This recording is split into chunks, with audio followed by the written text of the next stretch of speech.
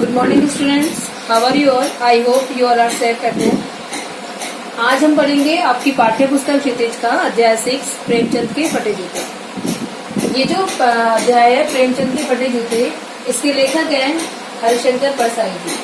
अब पहले हम हरिशंकर परसाई जी के जीवन परिचय के बारे में जानेंगे। हरिशंकर परसाई जी का जन्म 22 अगस्त 1922 को मध्य प्रदेश के होशंगाबाद जिले में स्थित जवानी नामक गांव में हुआ था और इन्होंने अपनी आरंभिक शिक्षा गांव में ही की थी और इन्होंने एमए किया नागपुर विश्वविद्यालय से। इन्होंने कई जो रचनाएं की, उनमें जो कहानी लिखी, कहानी जो संग्रह है उनमें है इनके हंसते हैं रोते हैं, जैसे उनके दिल फिरे। जो उपन्यास इन्होंने लिखा उनमें है रानी नागफनी की कहानी, तट की खोज। निबंध संग्रह जो इनका है वो है सदाचार का ताबीर, शिकायत मुझे भी है और अंत है। व्यंग संग्रह जो इनके हैं वो है वैष्णव की फिसलन, तिरछी रेखाएं, ठिठुरता हुआ गणतंत्र, विकलांग श्रद्धा का दौर। और सन 1995 में इनका निधन हो गया। जो हरिशंकर परसाई जी हैं, इन्होंने प्रेमचंद के बारे में इस रचना जो ये रचना की, इसमें उन्होंने व्यंग चित्र प्रस्तुत किया है। इसमें जो हरिशंकर परसाई जी हैं, उन्होंने प्रेमचंद के जो फटे हुए जूते हैं, जो उनकी साधारण पोशाक है, उस पर व्यक्त करते हुए उन्होंने उनके प्रेमचंद के सादगीपूर्ण व्यवहार और उनके जो उच्च विचार हैं उनको प्रस्तुत किया है इस पाठ के माध्यम से। ये जो पाठ है उसमें उन्होंने बताया है कि जो प्रेमचंद है उनका चित्र उनके सामने है। उस चित्र में जो उनकी तस्वीर है उसमें उसके बारे में उन्होंने बताया कि जो प्रेमचंद है उनकी तस्वीर वो अपनी पत्नी के साथ है। उस तस्वीर में उनके सिर पर मोटे कपड़े की टोपी है और उन्होंने धोती कुर्ता पहना हुआ है। उनके जो जूते हैं वो कैनवास के हैं और उनके जूतों के जो फीते हैं वो भी ढंग से बंधे हुए नहीं हैं और उनकी जो चेहरे की हड्डियां हैं वो निकली हुई हैं, कनपटी हैं वो बिल्कुल पिचकी हुई है। मतलब उनका जो शारीरिक रूप से बहुत ज़्यादा कमज़ोर है। वो बता रहे हैं कि जो उनका दाहिना पैर है उसका जूता तो बिल्कुल सही है, लेकिन जो बायां पैर है उसका जूता है जो साइड से फटा हुआ है, उसमें से एक उंगली उनकी बाहर निकली हुई है। और जैसे ही प्रेमचंद की उस तस्वीर को वो देखते हैं तो उनकी नज़र जब वो जूते पर टिकती है तो एकदम से रुक जाते हैं। वो सोचते हैं कि तस्वीर फोटो खिंचवाने आए हैं और इन्होंने ये पोशाक जो है वो कैसी पहन रखी है। तो इसको देखकर उनके मन में ये विचार उत्पन्न होते हैं कि जो प्रेमचंद थे वो कितने सादगीपूर्ण भरे हुए थे। मतलब कि बिल्कुल जो थे वो अपना सादा जीवन जीते थे। इसके बाद जो लेखक है वो बताना चाह रहे हैं कि उनके जूतों को देखकर जो लेखक है उनके मन में चिंता हो रही है कि जब ये फोटो खिंचवाने आए हैं, जब उनकी पोशाक इस तरह की है तो वो घर में जो पोशाक पहनते होंगे वो कैसी है। एक बार उनके मन में ये भी विचार आते हैं कि शायद इनकी अंदर और बाहर की जो पोशाक है वो अलग अलग होगी। लेकिन जब वो उन्हें देखते हैं तो उनके मन में विचार आते हैं कि जो प्रेमचंद है वो अंदर से भी वैसे ही हैं जैसे वो बाहर से। तो इसके माध्यम से वो कहना चाह रहे हैं कि जो प्रेमचंद है उनका व्यक्तित्व जो है वो आंतरिक और बाहरी तौर से एक है। मतलब वो अपना जीवन वो बिल्कुल उच्च विचार वाले हैं, साधारण रूप से रहने वाले हैं। लेखक बोल रहे हैं कि जो फोटोग्राफर है उसने भी सोचा होगा कि कैसा इंसान है ये, जो फटे हुए जूते पहनकर फोटो खिंचवाने आ गया। और जो प्रेमचंद है उनकी फोटो देखकर लग रहा है कि जो उनके जो चेहरे की मुस्कान है वो बनावटी है। जैसे उस फोटोग्राफर ने कहा होगा कि रेडी प्लीज, तो उनकी जो चेहरे की मुस्कान है वो जबरदस्ती उन्होंने अपने चेहरे पर मुस्कान लाई है, तो बनावटी जो मुस्कान है उनके चेहरे पर नजर आ रही है। इसके माध्यम से कवि कह रहे हैं कि जो लेखक है प्रेमचंद हैं, उनका जो जीवन है बहुत ही साधारण रूप से रहने वाले हैं। उन्होंने जो अपनी फोटो खिंचवाई है, एक विचार उनके मन में ये भी आता है कि जो प्रेमचंद है शायद वो जो अपनी फोटो है वो शायद वो किसी के कहने पर फोटो खिंचवाने, मतलब उनकी पत्नी ने उन्हें फोर्स किया होगा कि फोटो खिंचवाने के लिए। तो लेखक कहना चाह रहे हैं उनको, प्रेमचंद को, कि यदि फोटो खिंचवाने आए थे तो ढंग के जूते पहन लेते या फिर जूते किसी से मांग लेते, नहीं होते क्योंकि आज का जो जीवन है, आज का जो मनुष्य है वो बाहरी दिखावे में जी रहा है, अवसरवादिता में जी रहा है। तो वो कहना चाह रहे हैं कि जो प्रेमचंद है, आजकल तो लोग जो है वो अपनी जो पत्नी है वो भी मांग लेते हैं, और जो वर है वो अपनी जो पोशाक है वो भी दिखावे के लिए मांगकर पहन लेता है। तो कवि कहना चाह रहे हैं इसके माध्यम से कि जो प्रेमचंद हैं उनका वो जिस तरह से मतलब वो लोगों को ये प्रेरणा देना चाह रहे हैं इसके माध्यम से कि हर मनुष्य को जैसा वो आंतरिक रूप से है वैसा ही उसे बाहरी रूप से रहना चाहिए। दिखावे की जिंदगी को छोड़कर एक सामान्य जीवन जीने की प्रेरणा उन्हें प्रेमचंद से लेनी चाहिए। प्रेमचंद कहना चाह रहे हैं कि जो लेखक कह रहे हैं कि जो प्रेमचंद है उनका जूता तो फिर भी फटा हुआ है। फिर लेखक कह रहे हैं कि जो मेरा जूता है वो भी प्रेमचंद से कम नहीं है, मतलब उनका जूता भी घिसा हुआ है, लेकिन सिर्फ जो तला है वो घिसा हुआ है, उसमें से उंगली बाहर नहीं निकली हुई है। लेकिन जो प्रेमचंद है उनके जूते से, जो बाएं पैर का जूता है उसमें से उंगली बाहर निकली हुई है, और वो उंगली मतलब उसके माध्यम से वो कहना चाह रहे हैं कि जो उंगली निकली हुई है वो किस ओर इशारा कर रही है कि जो भी दिखावा है, जो भी बुराइयां हैं उनकी ओर वो इंगित कर रहे हैं उस उंगली के माध्यम से। कि लेखक कहना चाह रहे हैं कि जो प्रेमचंद है उनका जूता किस प्रकार फटा होगा, कि घिसकर तो वो फटा नहीं, क्योंकि जूता जो है वो घिस जाता है लेकिन फटता नहीं है। तो शायद प्रेमचंद ने किसी को ठोकर मारी होगी, रास्ते में जो भी चीजें आई होंगी, जो भी कठोर मतलब कोई भी टीला आया होगा। जो ये पाठ है इसमें टीले का जो है मतलब क्या है, जो भी हमारे सामने मुसीबतें हैं, जो भी बुराइयां हैं उनको इंगित कर रहा है टीला शब्द। तो लेखक कहना चाह रहे हैं कि जो रास्ते में टीले आए होंगे या कोई भी पत्थर आया होगा उसको ठोकर मार के उनका जूता फटा हुआ होगा और वो उंगली उनकी बाहर निकली हुई है। तो वो अपने पैर की उंगली से इशारा कर रहे हैं। इसका मतलब ये है कि जो बुराइयां हैं, जो भी दिखावा है उनकी, और लेखक प्रेमचंद है वो अपने पैर की उंगली से इशारा करते हैं। और इस पाठ में एक ये भी आया है कि जो टोपी की कीमत है वो आजकल जूते की कीमत अधिक हो गई है। टोपी की कीमत कम हो गई है और जूते की कीमत अधिक हो गई है, क्योंकि जो ज्ञानी लोग हैं उनका महत्व कम हो गया है। जो धनवान मनुष्य हैं, धनवान लोग हैं, उनके सामने जो ज्ञानवान लोग हैं उनका महत्व कम हो गया है। अब हम इस पाठ में जो भी कठिन शब्द आए हैं उन शब्दों को एक बार जानेंगे। जो ये पाठ है इसमें कठिन शब्द है। पहला है कनपटी। कनपटी का अर्थ है कानों के पास का हिस्सा। कानों के पास का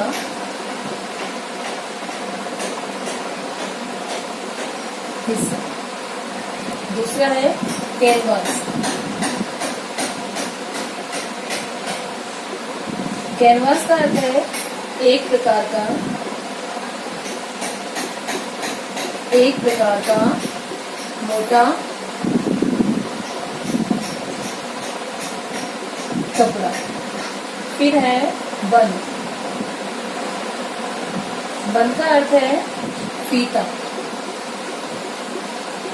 जूते की लेस होती है उसे बोलते हैं फीता। बन का अर्थ हुआ फीता। फिर है बेतरतीब। बेतरतीब का अर्थ है बेढंगी। इसके बाद है दृष्टि।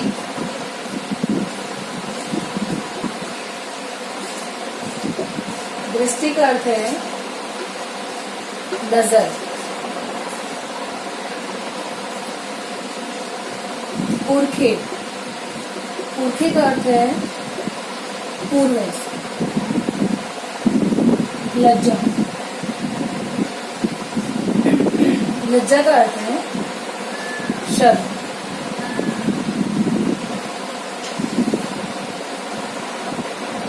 संकोच। संकोच का अर्थ है शर्माना।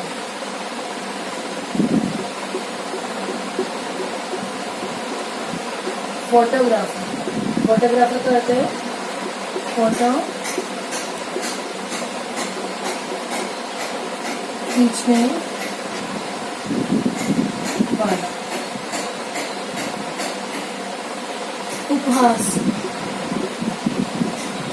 उपहास का अर्थ है हंसी उड़ाना। व्यंग, व्यंग्य का अर्थ है बातों की चोट। आग्रह,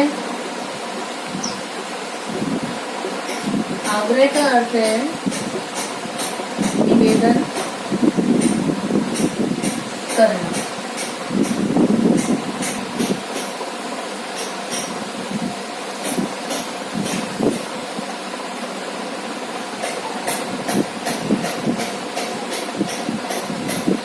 ट्रेजेडी, ट्रेजेडी का अर्थ होता है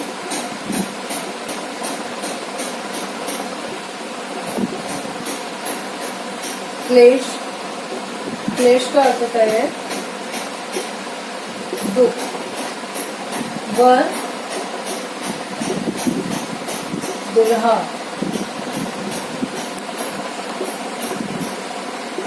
आनुपातिक, मूल्य, इसका होता है अनुपात के हिसाब से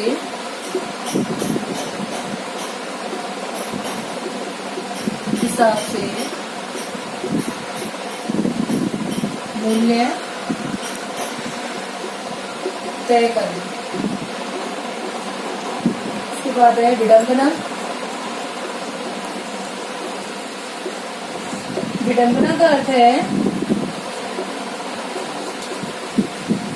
दुर्भाग्य।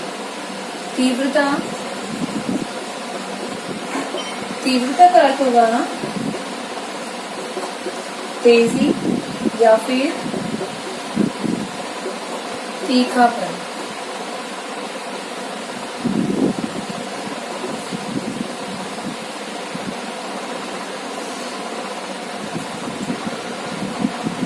लहूलुहान,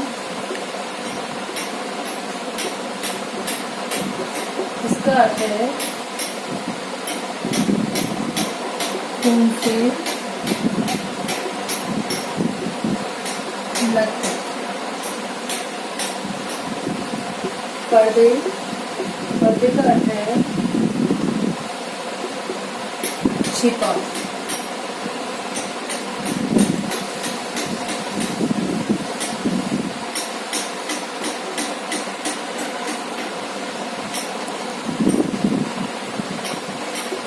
कुर्बान, कुर्बान का अर्थ है मुक्त या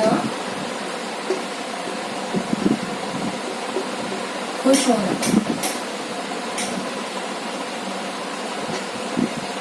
हार, हार का अर्थ है शांत।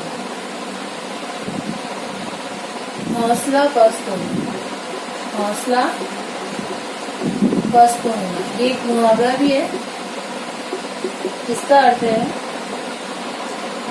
जोश समाप्त होना, जोश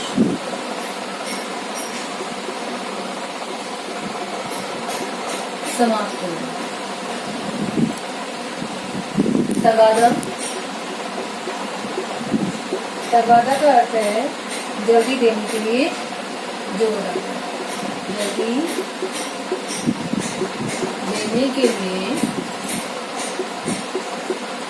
जोर डालना। युग प्रवर्तक, युग प्रवर्तक का अर्थ है युग को आरंभ करने वाले। कन्हैया, कन्हैया का अर्थ है देशी जूतियां। बिसर गयो, बिसर गयो का अर्थ होता है भूल गया, बिसरना मतलब भूलना। हरिनाम, हरिनाम का अर्थ है भगवान का नाम। हरि भगवान को बोलते हैं उपजत, उपजत का अर्थ है पैदा होता है। तिनको, तिनको का अर्थ है उनको। करबो, करबो का मीनिंग होगा करना। परे, परे मतलब पढ़े। सलाम, सलाम का अर्थ है नमस्कार करना। सदियां, सदियां का अर्थ है सैकड़ों साल। नेम धर्म, नेम धर्म का अर्थ होगा नियम पालन करने को अपना कर्तव्य मानना। जंजीर, जंजीर का अर्थ है बंधन, मुक्ति, बंधन, मुक्ति, मुक्ति का अर्थ है आजादी। घृणित, घृणित का अर्थ है घृणा करने योग्य। बरकरार, बरकरार का अर्थ है बचाव करना। अब ये जो पाठ हमने पढ़ा, इसमें जो कवि है उनका मूल उद्देश्य क्या है, वो क्या कहना चाह रहे हैं इस पाठ के माध्यम से, वो और हम देखेंगे। ये जो पाठ है इसमें प्रेमचंद के फटे जूते, इसमें लेखक जो हरिशंकर परसाई जी, ये व्यंग, इनके द्वारा रचित व्यंग रचना है। इसमें लेखक ने प्रेमचंद के फटे हुए जूते एवं उसकी साधारण वेशभूषा के माध्यम से उनके सादगीपूर्ण उच्च विचारों को पाठकों के सामने प्रस्तुत किया है। साथ ही प्रेमचंद की अंतर्वेदी सामाजिक दृष्टि का विवेचन करते हुए आज की दिखावे की प्रवृत्ति व अवसरवादिता का पर व्यंग किया है। पाठ हमने पढ़ा, इसमें जो उपसर्ग प्रत्यय आए हैं वो शब्द और लिखते हैं। सबसे पहला है सामाजिक। ये जो शब्द है इसमें उपसर्ग कौन सा है, मूल शब्द कौन सा है या प्रत्यय कौन सा है? इसमें है समाज प्लस एक, ये बना है समाज प्लस एक से। इसमें मूल शब्द हो गया समाज और एक हो गया प्रत्यय। ऐसे ही है राजनीति, इसमें मूल शब्द हो गया राजनीति और प्रत्यय है एक। फिर है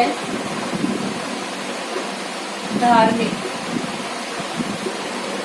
धर्म प्लस एक, इसमें मूल शब्द हो गया धर्म और प्रत्यय हो गया एक। ऐसे ही और शब्द हम देखते हैं।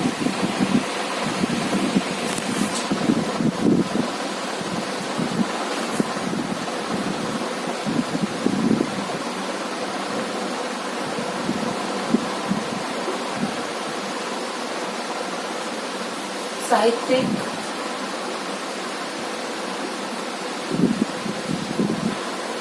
इसमें जो मूल शब्द है वो है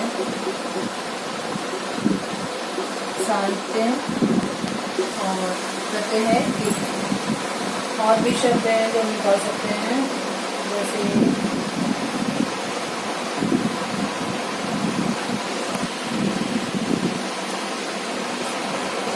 घृणित, घृणा प्लस एक। चुपड़कर, चुपड़ प्लस कर। और इस तरह से जो भी हमारे इस पाठ में ऐसे शब्द है जिनमें की उपसर्ग और प्रत्यय निकल सकते हैं, वो शब्द हमें छांटने हैं और हमें अलग से लिखने हैं। अब इस पाठ में जो मुहावरे आए हैं वो और देखते हैं।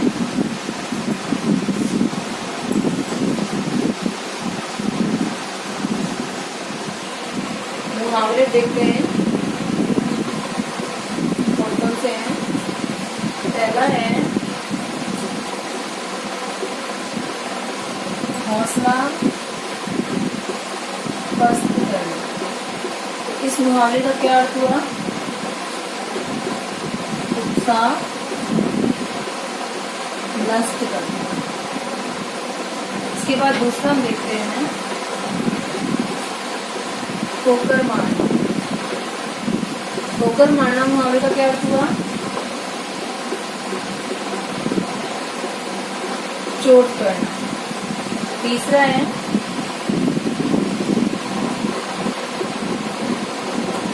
पहाड़ फोड़ना। इसका अर्थ है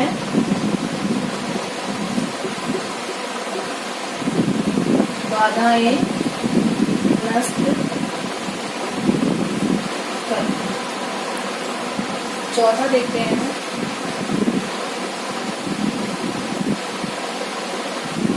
ढीला खड़ा होना। इसका अर्थ होगा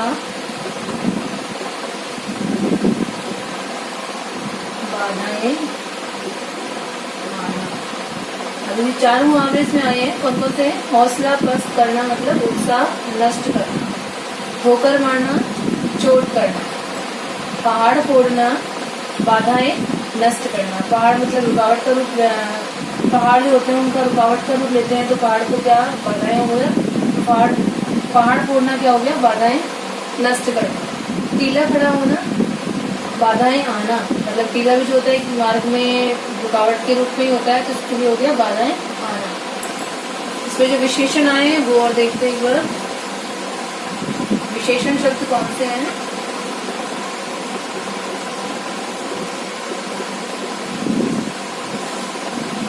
पहला है इसमें महान कथाकार, दूसरा युग प्रवर्तक, तीसरा है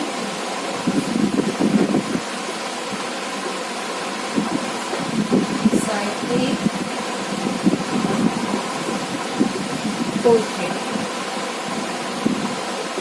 चौथा है उपन्यास सम्राट, पांचवा है जनता के लेखक। तो ये विशेषण शब्द इसमें आए कौन कौन से हो गए? महान कथाकार, युग प्रवर्तक, साहित्यिक पुरखे, उपन्यास सम्राट, जनता के